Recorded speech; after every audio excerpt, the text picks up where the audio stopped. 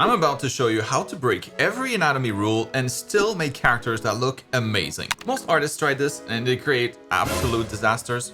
Yikes. But there's a method to the madness. So in this episode of YouTube Art School, I'll show you how to draw extreme body types successfully. Now here's where most artists will screw up. They'll jump straight into extreme designs without considering the baseline. So let's quickly go over what actual, realistic human proportions look like. Then we'll break them intelligently. So the average human will normally be around 6 to 7 heads tall. And we use heads as our measurement tool because heads stay relatively the same size regardless of body type. Think about it. Shaq's head isn't twice the size of, Peter Dinklage's head, right? But his body is way bigger, twice as big. So that's our cheat code. Remember this for later. Now you'll find the length of the legs will be about half the full length of the human body in an ideal physique, like models. The arms then will be just shy of that, so just a little shorter than the length of the legs. I have another class actually covering real human proportions, so I'll put the link down to that in the video description below if you need a refresher. Now here's the key that most people miss. Let's look at the skeleton, the frame supporting all the muscles. Our bones are a certain size to make sure that they don't snap under the strength of our muscles. Imagine if our bones were the thickness of toothpicks. We would break down into a puddle of flesh immediately. Now really strong men, like those competing in strength competitions, will typically be guys that were born thick boned. They'll have a thicker overall skeleton, which allows them to build stronger muscles without their bones breaking under the stress. So with all of those basics laid down, here's what I would look like on that chart, by the way. About 6 heads tall. Now, let's break some rules. Starting with extreme muscular body types. The main limit here will always be the size of the bones. If I'm drawing a character with oversized muscles, like the Hulk, but bigger, having regular sized bones just not gonna work. The character will always need thicker bones to support the muscles, but that's also going to mean bigger hands and feet, because having huge arms and tiny hands wouldn't really make sense anatomically. Without getting into complex anatomy here, the muscle endings are tendons, right? And those are what attach to the bones. Now imagine a massive arm with its big tendons, its big muscles, all trying to fit into a tiny hand. There just wouldn't be enough room for that. It wouldn't make sense. Now, the characters in The Incredibles, they work visually because the arms and the legs get progressively thinner, but it only really works in a cartoon style. Look at this guy realistically, not knowing his abilities. He looks pretty weak. But now look at the Hulk. Without really knowing his background or anything like that, he still looks like he packs a punch. And that's because his hands and his feet are as bulky as the rest of his body. It looks more believable. The size of muscles relative to other muscles is also crucial. It wouldn't work, right, to have massive arms and a weak, tiny torso. Muscles in the same area tend to work together, so if some are getting big, the others in that area will naturally bulk up as well. When you work out your arms, it engages your shoulders, the back muscles, the chest muscles, and all of those would grow bigger as a result. Now, you could have skinny legs and a buff torso, or vice versa though, because those regions don't really share muscles. But that'd be kind of the limitation. But what really sells the fact that this guy is massive, it's the head size. If the head was bigger, he'd look like a swole toddler, Ooh.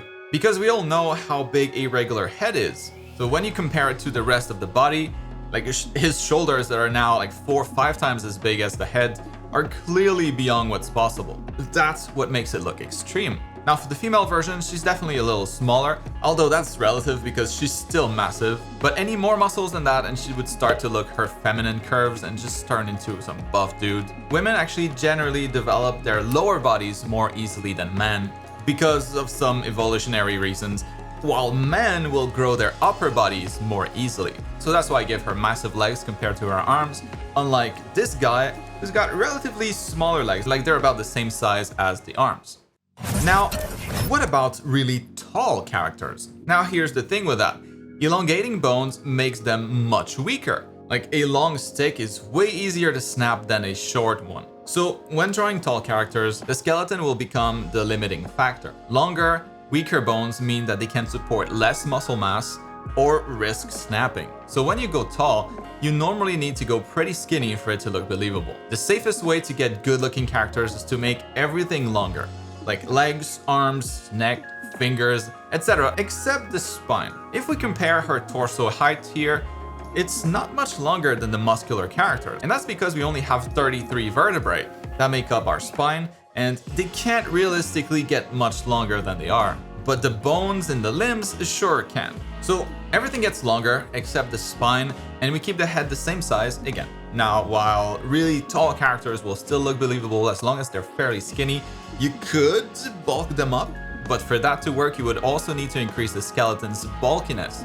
So that's kind of silly, because instead, might as well just start with an average human and make the head smaller. That basically achieves the same thing. So now, before we move on to drawing extremely fat characters, if you like how I teach, I think you'll love my complete art education program, where we go deep on human anatomy, animal and creature anatomy, character design, and a lot more, and you can learn all about it with the link down in the video description. Students get lifetime access, free updates for life, access to our school's private Discord, and of course a complete art education structured week by week, so you never get lost. For a few more days, you'll be able to get it at a huge discount to celebrate reaching past 29,000 registered students, but check down below to know exactly when the sale ends. It's what allows me to continue making free videos like these on YouTube, so thanks for checking it out. So, like I said, let's move on to drawing ultra chunky characters. The first thing to understand here is how fat distribution works on the human body. This is super generalized, of course. Some men will have a more feminine fat distribution, while some women will have a more masculine fat distribution. So like I said, super generalized. But in general, males would get bigger guts, while females would get bigger butts. Just a quick way to remember this. So those will be the first body parts to get bigger, but of course fat will eventually make its way everywhere if there's enough of it. What looks best, I think, is mixing fat and muscles together, which kind of makes sense, right? Like, you need more strength to carry more weight around. So this guy is fat for sure, but he's also got super muscular arms and legs to match his weight. Visually speaking, it helps to give shape to the fat, and it feels believable, that he would be able to move around despite being so big. Now, my female version here has the same typical fat distribution, focused on the legs, some around the belly, and a little bit everywhere else, but she's much smaller, so she probably wouldn't need as much muscle to move around. This allows her to still look feminine and cute despite her massive size. And what's crucial to remember, regardless of how fat the character gets, the skeleton won't change. It just gets covered under all that fat, so it won't be as visible. Like, you won't get definition for the elbows, the ankles, the collarbone will kind of disappear, knees will lose their definition, and just like we won't see the bone structure poking through the skin anymore, the muscles will also be covered with fat, so they'll lose definition too, which in a way makes it easier to draw. But yeah, now you know the secret. Break the rules, but respect the skeleton, and your extreme characters will finally look believable. I would also add to pay special attention to the size of your character's heads, since that alone will ruin the most epic body types if you get it wrong. As in, if you draw it too big. The key is understanding the physical limitations of the body and pushing them in a way that looks like it could work anatomically. Most of these characters would be impossible in real life, of course, but as drawings, they remain believable, I think.